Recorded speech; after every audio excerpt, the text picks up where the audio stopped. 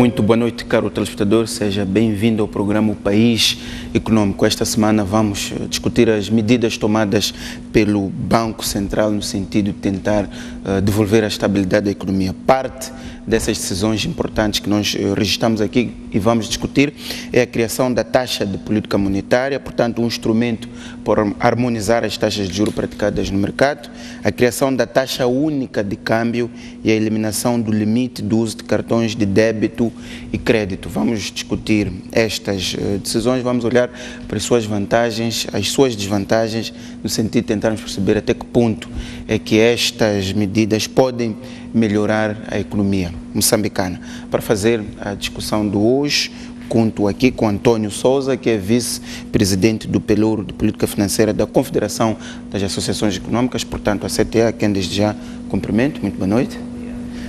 Conto também com Ivan Semedo, que é professor universitário e investigador no Instituto de Estudos Sociais e Econômicos IES. Portanto, é com estas duas pessoas que vamos discutir estas decisões do Banco Central. Vamos olhar para cada uma delas, a começar por esta decisão da criação da taxa de política monetária. Vamos acompanhar a explicação que o governador do Banco de Moçambique deu na segunda-feira sobre esta taxa, para logo em seguida discutirmos as suas vantagens e desvantagens.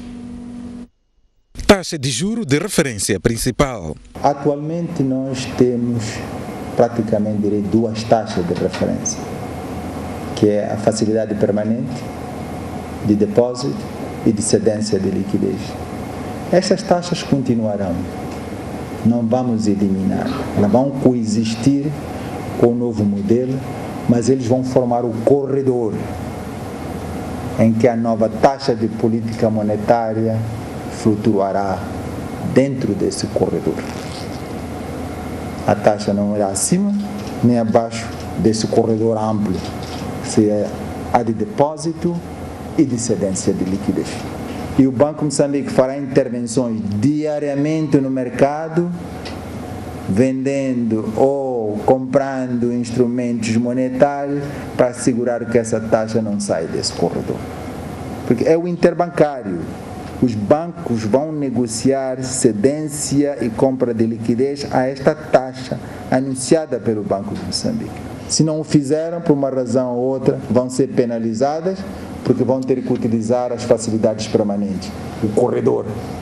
Ou pedir liquidez a uma taxa maior, ou ter que fazer um depósito no Banco Central a uma taxa menor.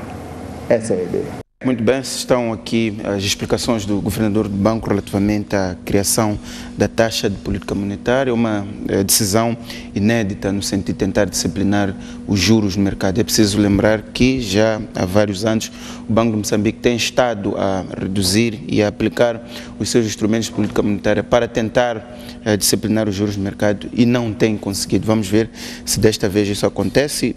Vou mesmo assim, vice-presidente do Pelouro de Política Financeira da CTA, portanto, empresários, como é que vocês vê esta decisão de introdução desta taxa de política monetária? Acham que esta taxa poderá resolver ou, no mínimo, harmonizar os juros? Boa noite, Boaventura, boa noite, telespectadores. Obviamente que todas estas medidas que estamos a ver o governador a tomar são medidas que nós esperamos que venham trazer benefícios para aquilo que é o setor produtivo, para aquilo que é as nossas empresas, para aquilo que é no fundo a nossa economia e como tal um crescimento que é o que se espera deste país, portanto desta atividade económica. Em relação à questão das taxas de juro, o que nós podemos dizer é que ainda pouco sabemos de como será constituída esta tal taxa de juro e os seus referenciais. Portanto, o que nós entendemos da apresentação do governador, e aparece bem explícito na peça, é que ela vai estar dentro de um corredor. E este corredor são 7%, pelo menos atualmente, com a FPC e a FPD que hoje existem. Portanto, amanhã poderá ser menos, etc. Portanto, obviamente que a vantagem que isto terá, primeiro, é que basicamente toda a banca terá uma referência e nós esperamos que, obviamente, que o que vai ser apresentado ao mercado pela banca, aos seus clientes, será essa taxa de referência mais aquilo que é o seu spread, que é a prática normal. Isto traz algumas questões, portanto, de vantagem, obviamente, para os clientes. Os clientes hoje, quando se apresentam ao banco a pedir um financiamento, e normalmente nós trabalhamos com 1, 2 bancos, sempre que temos uma operação tentamos pedir a um e a outro banco informação de quanto é que nos custará este dinheiro para aquilo que é a nossa atividade. Quando o banco nos apresenta o seu spread, PLR mais, ou a minha Prime mais não sei quanto por cento, é extremamente complicado, até para os gestores mais entendidos, têm que sempre perguntar, mas tudo bem, mas quanto é que é a vossa PLR? E aquela PLR existe, mas nunca é assim pública. Há bancos que a publicam, há outros que não a publicam, etc. Portanto, é um instrumento, digamos assim, também de simplificação da informação. E transparência. E transparência, melhorar a relação, etc. Portanto, obviamente que eu irei saber que o meu spread, portanto, isto é a nossa expectativa em função do que ouvimos. Como eu disse, ainda há muita informação que é necessário explicar e que é necessário obter. Isto vai facilitar que eu, que sou gestor, tenha uma oferta de um banco e facilmente a comparo com outro banco e consigo tirar aquilo que são as ilações.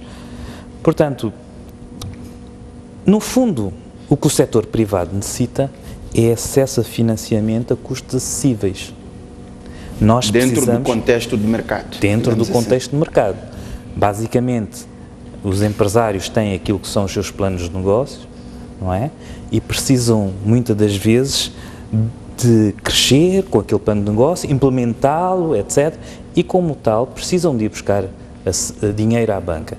Este dinheiro é mais uma mercadoria, como muitas outras que ele tem para trabalhar no dia-a-dia. Portanto, quanto mais acessível for, melhor, mais capacidade o empresário terá de fazer mais coisas, de crescer, etc. Muito bem. Ivan Cimento, quero ouvir qual é a sua opinião relativamente a esta introdução da taxa de política monetária, no sentido de disciplinar os juros no mercado. Primeiro, cumprimentar aos telespectadores. Relativamente a esta taxa de referência de política monetária, o governador do Banco Central deixou claro, na forma como ela se relaciona com a facilidade permanente de cedência de liquidez e a facilidade permanente de absorção. No entanto, ela não está muito clara em relação em como é que ela vai se relacionar com as outras taxas do mercado monetário interbancário, no sentido da MIBOR, que é a média das taxas tradicionais do mercado interbancário. Este é o primeiro ponto. O segundo ponto é, uma taxa de política monetária sempre fica neste corredor. Percebe-se a intenção do Banco Central em querer disciplinar, porque a taxa do mercado monetário bancário já ultrapassou, nos períodos recentes, a facilidade de permanente cedência de liquidez. Num sistema normal de gestão de política monetária, isso é incomum. Entende esse ritmo. Mas, no entanto, há que prestar atenção à forma como é que esse processo vai ser gerido. Okay. Porque o processo de penalização concebido para este modelo, em que fica neste corredor, em que tem a facilidade permanente de absorção no chão e a facilidade permanente de cedência no teto, é feito por mecanismos de mercado. Os bancos, por sua própria, pelas condições de mercado, eles permanecem nesse corredor. Mas se as condições de mercado mudam, eles alteram. E aí há dois sentidos. Há um sentido em que o Banco Central intervém pelas operações de mercado aberto, como o governador estava a referir, no sentido de colocar essa taxa dentro desse parâmetro, mas também há um sentido em que essas taxas tendem a influenciar a própria taxa de referência do Banco Central. Então, este processo aqui, a MIBOR já captava esse processo. Então, qual é a relevância de uma nova taxa? Exato. Se já tínhamos esta referência. Na verdade, o que falta também explicar nesta locução do governador do Banco Central, e eventualmente vai explicar mais tarde, é exatamente como é que este mecanismo vai funcionar, que é isto que ainda não está claro. Fala-se da taxa de política monetária, mas falta explicar com clareza que instrumento é que será esse, qual é a relação desse instrumento com os restantes intervenientes no sistema financeiro. E isso é o caso também que se aplica com a Prime Rate, a uniformização da Prime Rate. É outra questão também que não está muito claro em termos de operacionalização, porque a Prime Rate é a taxa que é aplicada pelos bancos para os melhores clientes, ou seja, para os clientes que apresentam menor risco em termos no trinômio risco, rentabilidade e custo. Esta Prime Rate ela é formada por um processo de custo de capital, que é diferente entre os bancos. Cada banco tem sítios diferentes onde vai buscar o dinheiro, há custos diferentes, tem a questão da estrutura, dos custos administrativos, de operação da parte de crédito, tem a questão também do spread que eles aplicam, tendo em conta o segmento de mercado em que eles estão a operar. Porque um banco que opera num segmento de microcrédito tem uma tendência a puxar mais as taxas de juros, porque tendo em conta o nível, o volume, não só, mas também o volume dessas operações. Porque quanto menor for o volume que ele vai dar, se eu dou crédito a 50 mil e se eu cobro uma taxa de juros de 5%, é diferente se eu vou a um segmento de grande empresa e cobro o mesmo %. Então, essas duas, há necessidade de um esclarecimento. Se calhar outra questão a discutir é se esta decisão inclui as tais instituições de microcrédito. Outra pergunta que eu queria fazer é, considerando que o nosso sistema financeiro, os bancos comerciais, no caso, são bastante concentrados, sobretudo os 4, 5 principais bancos estão bastante concentrados, o que de alguma forma há certas decisões que parecem ser concertadas. Até que ponto é que esta decisão pode ter efeitos? Por exemplo, há quem defende que, ao invés de uma decisão destas, seria necessário introduzir transparência no sistema financeiro, o país aprovar uma lei da concorrência, de modo que os bancos pudessem concorrer entre si e, naturalmente, ir aliviando o juro em função da competitividade que se cria no mercado. Bom, uma das causas que é apresentada como para as altas taxas de juros que operam aqui no mercado moçambicano é a estrutura do mercado. Mas, na minha opinião, no ponto de vista, esta análise é muito limitada. Por quê? Temos que reparar na conjuntura, em toda a estrutura. Temos a estrutura da política fiscal, que é um grande bolo para os bancos comerciais. Este é o primeiro ponto. Os bancos comerciais, se eu sou um banco comercial,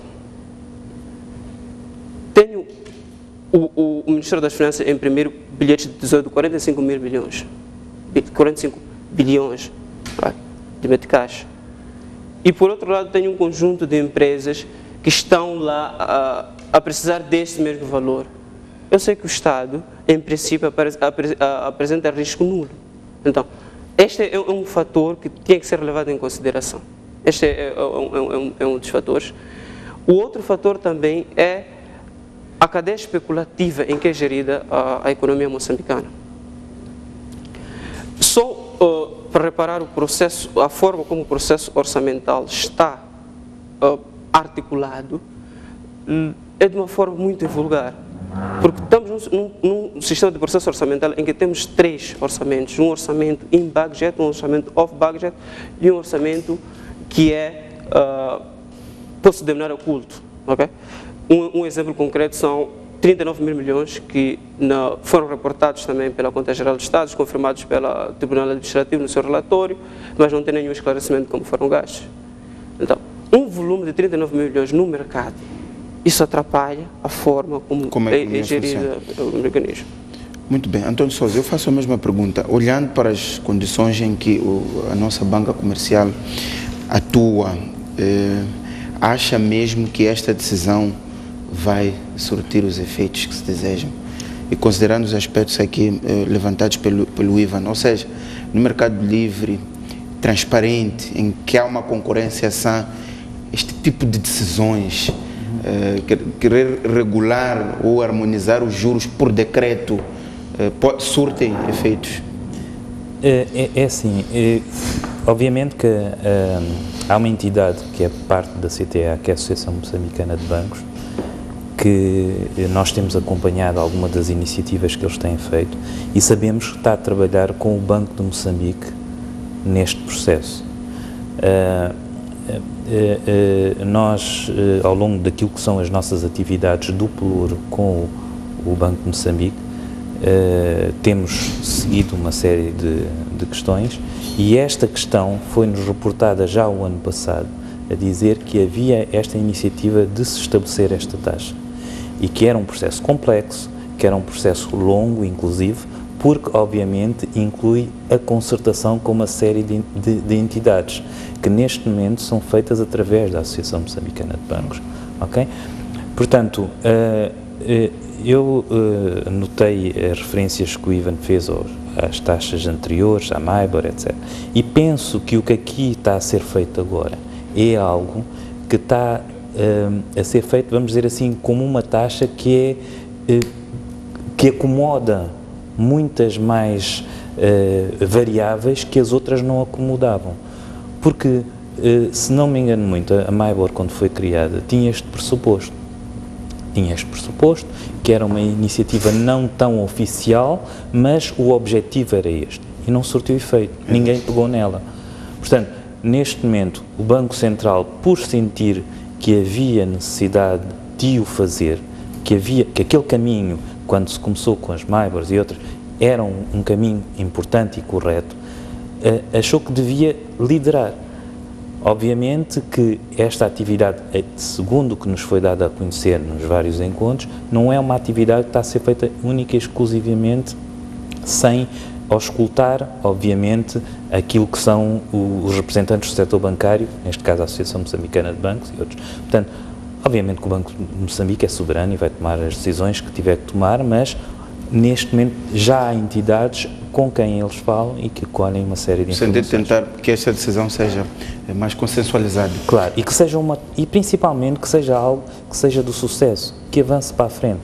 O Ivan falou na questão das operações de microcrédito, que são particulares, são diferentes. Nós temos várias instituições de crédito no mercado, portanto temos os grandes bancos, como ele bem falou, temos as pequeninas, portanto isto tudo é preciso acomodar.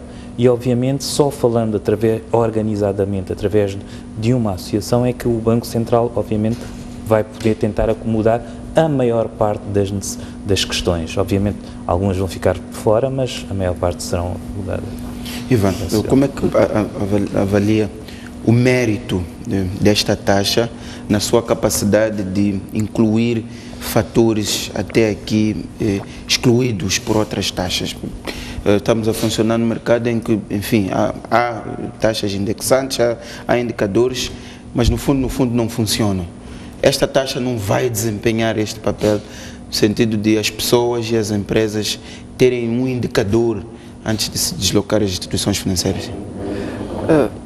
Para eu ter uma opinião formada sobre esta taxa, eu precisava de mais elementos.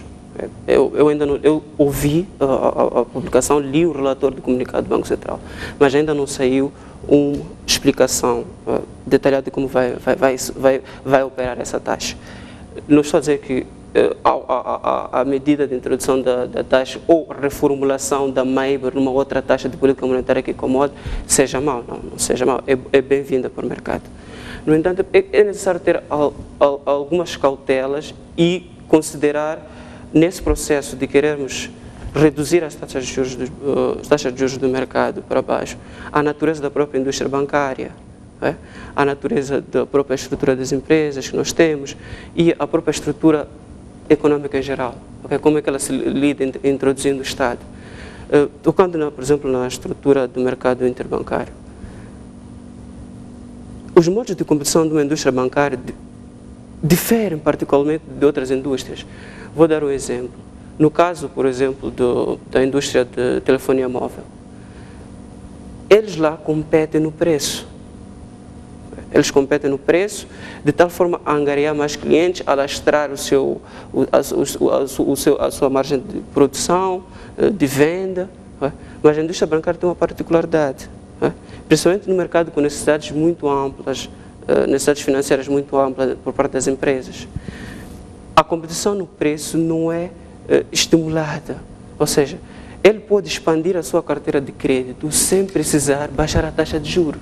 Ele, como uma firma, ao fazer essa operação aqui, não vai reduzir, por livre e espontânea vontade, sem que as condições do mercado sejam criadas para ele fazer isso. Ele vai focar-se uma competição orientada mais para a flexibilidade, uma competição orientada mais para a qualidade. Este é um elemento a ter em conta na elaboração das políticas monetárias. O segundo elemento é aquilo que eu falei, que relaciona também com a coordenação da política fiscal. É necessário reformular, adotar reformas mais estruturadas, porque se vamos introduzir uma nova taxa, vamos gerir a taxa, vamos baixar, vamos reduzir, os bancos vão continuar a responder, o Banco Central vai querer punir com uma nova taxa, dizer, não, temos esse limite. Se ele tem uma outra opção de aplicação, que está aqui disponível com o Estado com menos risco, que maximiza o seu trinômio de rentabilidade, risco-custo, ele vai orientar-se para esta componente. Muito bem. Outra decisão que foi tomada pelo Banco de Moçambique esta semana é a criação da taxa única de câmbio. A explicação do governador do banco que vamos ouvir a seguir é de que Moçambique é diferente dos outros países, porque quando se está lá fora, ninguém sabe qual é a taxa de câmbio do país. Vamos ouvir a explicação do governador do Banco de Moçambique sobre esta decisão, para depois, em seguida, discutirmos o seu mérito. Única.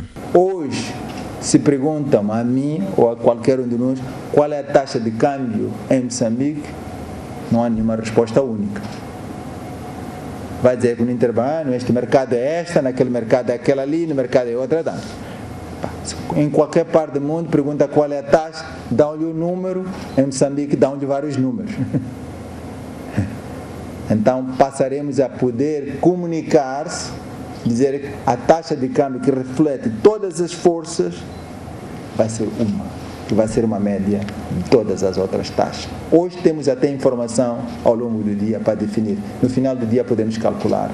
E é ela que mantém-se à noite até o dia seguinte. Muito bem, ouvimos a explicação do governador do Banco de Moçambique relativamente à criação da taxa única do câmbio. Penso que a explicação é clara. Sousa, pergunta se esta medida é consensual ou nem por isso.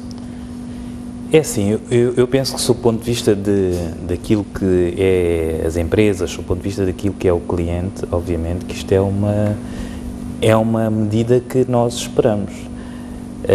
Neste momento, nós sabíamos que havia a existência de taxas de câmbios diferentes para compra e venda de moeda, sabíamos também que havia taxas de câmbios diferentes para compra e venda de moeda feita através de transferências bancárias e por aí, e mais recentemente aparece-nos ainda uma outra taxa de câmbio que é das transações feitas com o cartão de crédito, portanto que foi introduzida, penso que com uma grande variável, fruto dos problemas que existiram em outubro e novembro, quando a moeda começou a ter a grande derrapagem e que se mantém até hoje. Portanto, e esta taxa de câmbio ninguém sabe. Nós fazemos esse cálculo cada vez que recebemos a mensagem ou cada vez que vamos ao extrato e vemos que eu fiz uma operação no estrangeiro e essa operação foi refletida a valor tal. Portanto, e obviamente que a bem daquilo que é uma transparência, uma maior relação entre banco e cliente, portanto, se houver uma taxa de câmbio única, será uma grande mais-valia. Exatamente. Inclusive até quando nós temos que contabilizar uma série de despesas, ou mesmo até fazer orçamento, neste momento andamos bastante confusos. Que taxa é que vamos usar? Okay? Quando temos que declarar aquilo que são ganhos e percas cambiais, o que é que vamos usar? Portanto, há uma série de questões que, com a aplicação desta medida será uma grande mais-valia para aquilo que é o setor empresarial. Muito bem. Ivan, tem a mesma posição relativamente a esta decisão? Sim, eu concordo plenamente. Uma nova taxa de câmbio vai trazer grandes vantagens do ponto de vista estatístico, tanto para a política monetária, porque tendo um objetivo claro a atingir, é muito mais fácil atingir, relativamente mais fácil atingir. E em coordenação também com a política fiscal, quando se tomam-se as decisões das metas para diversas variáveis e no sentido geral das estatísticas oficiais também. E mesmo para as entidades não governamentais, eu recordo-me, estávamos a fazer um estudo recentemente e tínhamos dificuldade em saber qual é a taxa de juros, qual é a taxa de câmbio que nós vamos aplicar. Vai ser esta, vai ser aquela, vamos fazer a média dessas, vamos fazer a média daquela, então isso é um pouco complicado. Nós temos uma única taxa de referência, isso harmoniza e dá mais consistência na análise. Se calhar, relativamente a esta questão, é mais uma vez o mecanismo de como é que isto vai funcionar. O governador dizia que no dia em que dava a conferência de imprensa, que no fim daquela tarde já tinha uma taxa de câmbio base que podia ser usada naquela data. Se calhar aqui a questão é como é que isto vai ser articulado com os demais intervenientes, os bancos comerciais, as alfândegas, por exemplo, que, enfim, nas transações internacionais também aplicam o seu câmbio. Na verdade, é como construir um mecanismo para pôr e definir uma taxa de câmbio, no fim ao cabo. A dificuldade que eu reparo é mais com as casas de câmbio. Não sei se o processo agora já melhorou em termos de comunicação, mas os bancos, por exemplo, no outro decreto do do Comitê de Política Monetária, eles tinham que reportar 3 vezes ao dia a taxa de câmbio. Então, se eles têm capacidade de fazer os bancos reportarem 3 vezes ao dia, é possível implementar ou operacionalizar com relativa facilidade. No caso das alfândegas, até onde eu sei, as alfândegas usam o mercado secundário das taxas de câmbio enviadas pelo Banco Central. Então, ele recebe essa taxa, ele aplica a taxa. Eles não formam uma nova taxa de juros, uma taxa de câmbio de juros. Muito bem. Eu penso que, só aqui intervir, se nós olharmos para aquilo que foi anunciado, esta medida será implementada em abril. Exatamente, portanto, todas estas medidas em abril. Obviamente, neste caso específico, acredito na outra da taxa de juro, há concertações a fazerem, há questões a serem definidas, etc. Mas nesta questão, que é uma questão que o governador diz que eu já sei qual é a média, posso aplicar, ele não pode aplicar eventualmente porque é necessário pequenas preparações a nível dos sistemas informáticos do banco, a nível dos sistemas de decisão dos bancos, etc. Portanto, e este é o processo que eu acho que tem que ser levado até se cumprir e daí dar-se a meta de abril para implementar. Portanto, eu acho que foi anunciado quando é que vai entrar e, obviamente, os pequenos ajustes que aquilo que são as entidades que têm que fazer vão fazer para cumprir essa data, acho. Muito bem, vamos agora observar um breve intervalo. Voltamos dentro de instantes para continuarmos a discutir as decisões tomadas pelo Banco Central esta segunda-feira. Até já.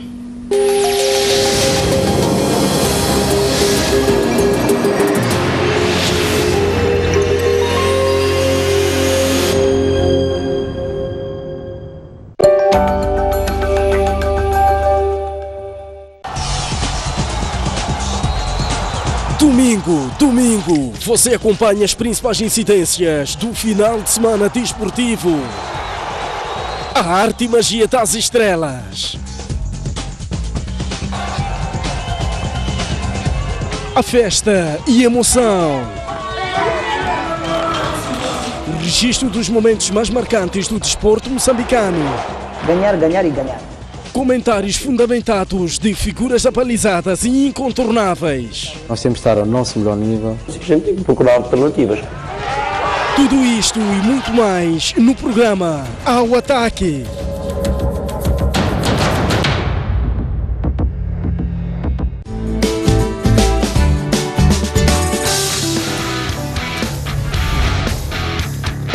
Apareceu uma mancha no seu rosto e está preocupado porque não sabe o que é?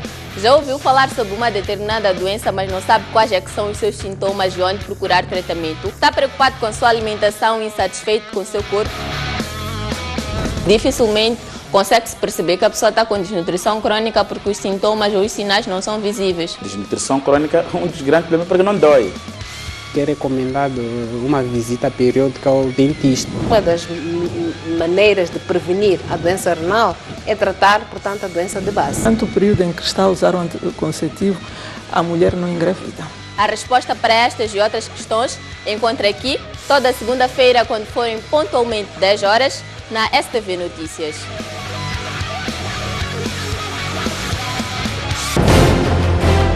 Um país sem história é um país sem futuro. Um mundo sem referências é um mundo sem norte. Um país sem cultura é um país sem identidade. Um país sem ídolos é um país sem referências.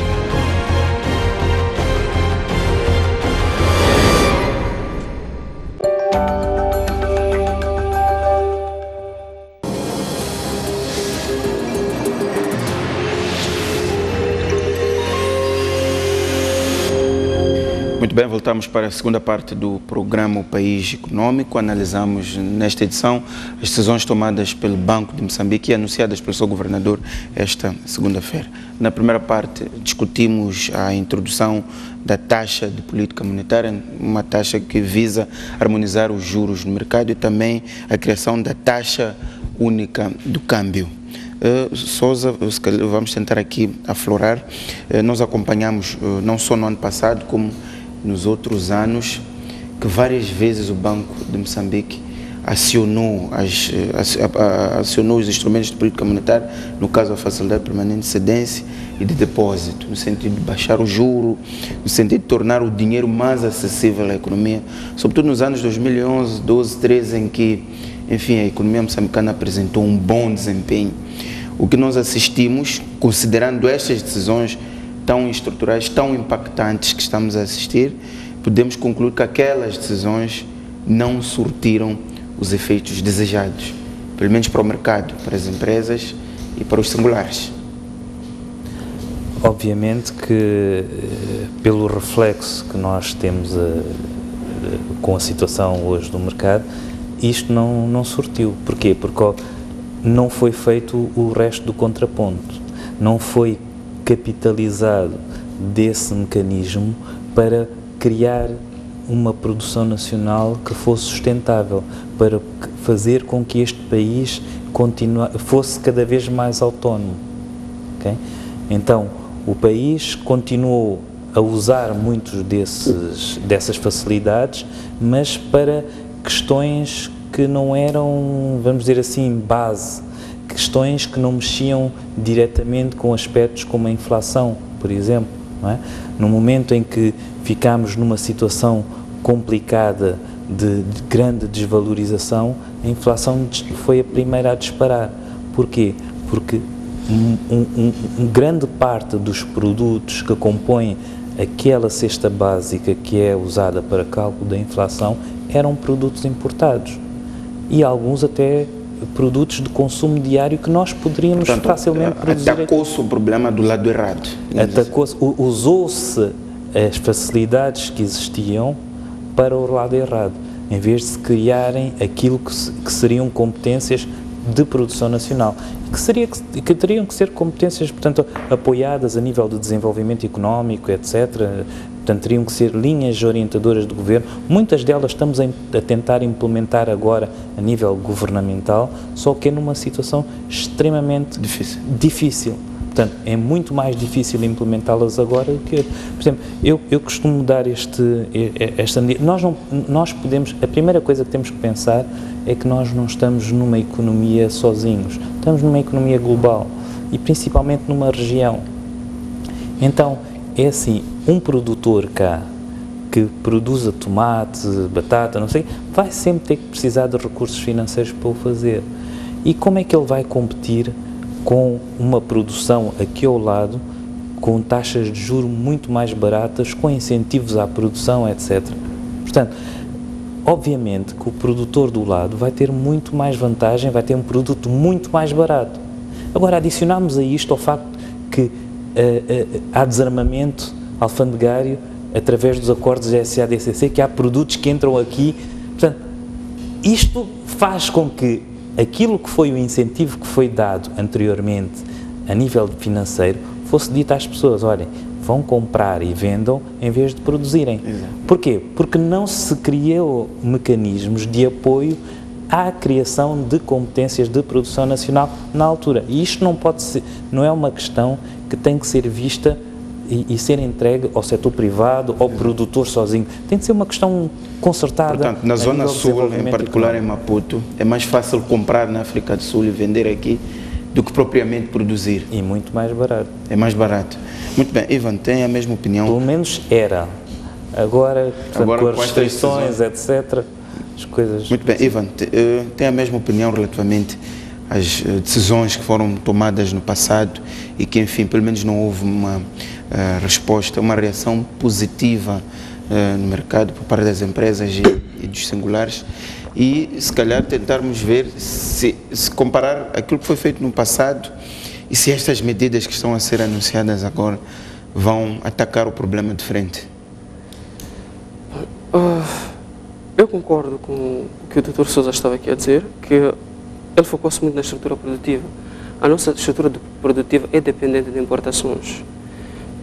E nós ainda não modificamos essa estrutura produtiva. Isso faz-se com investimento em educação, agricultura e desfavorecer a especulação. Não criar mecanismo de induzir a práticas especulativas no sistema. Se não desfavorecemos, por mais que investimos, lá não se torna uma aplicação muito atrativa para o investidor. Então, estas áreas especulativas devem ser, não podem ser incentivadas. Okay? Isso faz com reformas estruturais. O outro elemento aqui é, temos que reparar o modelo que o Banco Central usa. O modelo que o Banco Central usa é um modelo que pressupõe, quando há uma descida de taxas de juros, os bancos comerciais vão ao Banco Moçambique, levam o crédito e passam para as empresas. Okay? A taxa de juros mais reduzidas. Este é um modelo que é concebido. No entanto, este modelo, é necessário ver alguns pressupostos deste modelo. Como é que este modelo aqui chega a implementar-se na economia? Como é que se adequa à economia americana? Ele comporta as características estruturais desta economia? São esses pontos que devem ser levantados, porque se focarmos ou tratarmos este momento como um momento passageiro, cíclico, que vai passar, vamos voltar sempre ao mesmo ciclo. Então, é necessário verificar a adequação desse modelo à estrutura produtiva. É claro que isso não é só realizado pelo Banco Central, envolve outras instituições. O Banco Central está a tentar ainda orientar-se nesse modelo, mas ele, na minha opinião, vai ter efeitos muito pouco significativos. A médio e longo prazo? Exatamente. Ou mesmo, se calhar, a curto prazo? Bom, longo prazo não posso referir, porque a longo prazo não sei se a produção do gás já está, como vai ser gerido. Exato. Mas a curto e médio prazo é pouco provável que altere grande coisa, a não ser que se imponham medidas administrativas, em que force-se os bancos a adotarem o que se quer. Aí vai ter um efeito contraprodutivo, que é uma redução do crédito para as empresas. Até que ponto é que esta decisão pode afetar a rentabilidade dos bancos? Ainda porque o governador, num tom claro e categórico, dizia que o banco que não cumprir estas novas regras vai ser punido. Portanto, essas são as próprias palavras do governador. Até que ponto é que esta decisão pode mexer e alterar a forma como os nossos bancos comerciais funcionam atualmente? Obviamente que, se nós olharmos para aquilo que é a estrutura das receitas de um banco, e podemos ver naquilo que é um relatório de contas dele, eles têm muitas fontes de receitas a nível de serviços que prestam, portanto, a nível de desde a emissão dos cheques, transações eletrónicas, etc. Mas também tem receitas que provêm, portanto, daquilo que é os financiamentos que põem no mercado. Portanto, obviamente eles captam os depósitos e com os depósitos, obviamente, usam para fazerem financiamentos e com isso tiram as suas margens, etc. Alterando qualquer valor neste, portanto, e pelo que eu sei, as operações de crédito são operações que representam alguma fatia significante daquilo que é a estrutura de receitas. Portanto, alterando qualquer, vamos dizer, variável neste produto, irá afetar aquilo que são as receitas dele. Claramente que se olharmos que os bancos já têm estruturas de custos que são aquelas que mesmo que possam otimizá-las, etc., terão uma inércia muito maior, claramente estamos a olhar para uma redução de receita que vai corroer aquilo que são os resultados que esta entidade poderá ter. Portanto, isto, vamos dizer assim, é uma avaliação superficial. Eu não conheço os detalhes daquilo que são as operações dos bancos, é só pelo que leio a nível dos relatórios e contas que eles apresentam, e é assim que eu faço esta leitura. Muito bem. Ivan, como é que acha que vão ficar os bancos depois com a introdução destas novas medidas, em particular esta criação da taxa de política monetária que vai, enfim, harmonizar os juros praticados pelos bancos comerciais? Bom, nesse ponto, eu ainda não tenho uma opinião formada porque eu não tenho todos os elementos, ainda não fiz uma análise da estrutura das contas dos bancos, dos relatórios de contabilidade. No entanto, é necessário reparar que uma grande fatia do crédito que é expandido vai para o Estado. Este é um cliente assíduo da banca. Então, o que pode fazer, a política em si depende da forma como vai ser formulada. Ainda não tenho os detalhes operacionais dessa política, mas tendo um cliente assíduo que é o Estado, podemos ter os efeitos podem ser ambivalentes, porque pode-se aumentar o crédito mais direcionado ao Estado, pode restringir o crédito para as outras empresas, mas depende da forma como vai ser operacionalizado todo esse processo. Muito bem, vamos ver uma outra medida que foi tomada e anunciada pelo governador do Banco de Moçambique esta semana, que é o fim do limite do uso de cartões de débito e crédito no exterior, cujo valor, permitam-me a repetição, não poderia ultrapassar os 700 mil meticais por ano. Na voz do governador, o Banco de Moçambique, as autoridades já não se vão meter nas contas dos cidadãos. Vamos ouvir a explicação do governador do banco relativamente a esta decisão. Ação do uso de cartões no exterior. Esta liberalização não é total, isso é muito importante, não é uma ampliação do limite, mas é uma revogação do limite como tal. O contexto em que estas medidas foram introduzidas, ela já não existe do limite. O que significa esta revogação? Quer dizer que não há mais limites, mas cada um pode usar até o valor total do seu saldo na sua conta. É isso que quer dizer. Se você tem 20 mil, pode usar os seus 20 mil para fazer os pagamentos. O Banco de Moçambique não estará mais a interferir nas decisões dos cidadãos em usar como se pagar, autorizar ou não autorizar. Não estaremos mais nesse negócio. Muito bem, ficou aí a explicação do governador do Banco de Moçambique relativamente a esta decisão. Sousa, no fundo, uma decisão já que satisfaz o setor privado. Sim, obviamente que esta é uma decisão bem-vinda para aquilo que é o dia-a-dia das nossas operações, das nossas atividades, porém gostava de olhar para o contexto em que esta decisão foi posta.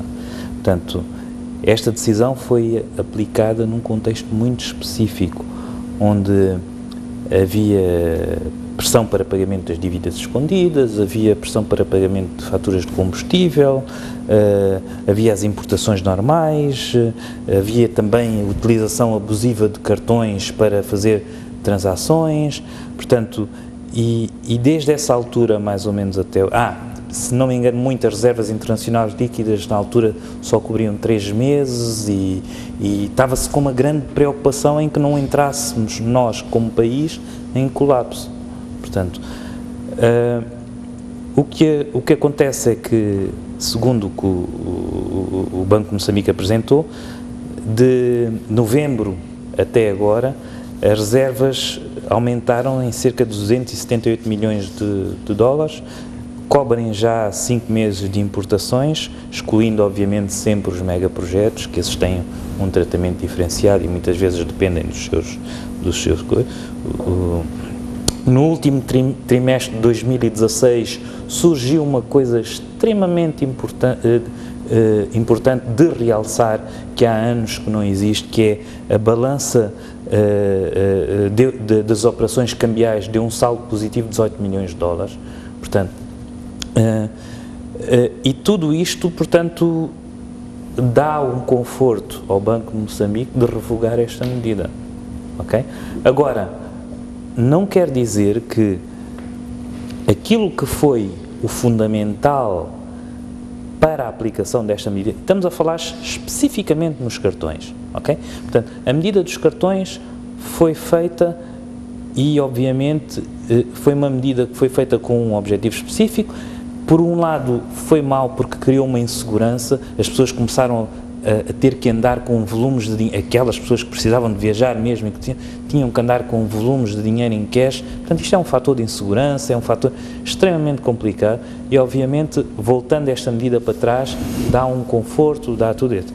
Mas os grandes problemas que foram usados como exemplo no momento em que foi implementada esta medida, podem voltar a acontecer.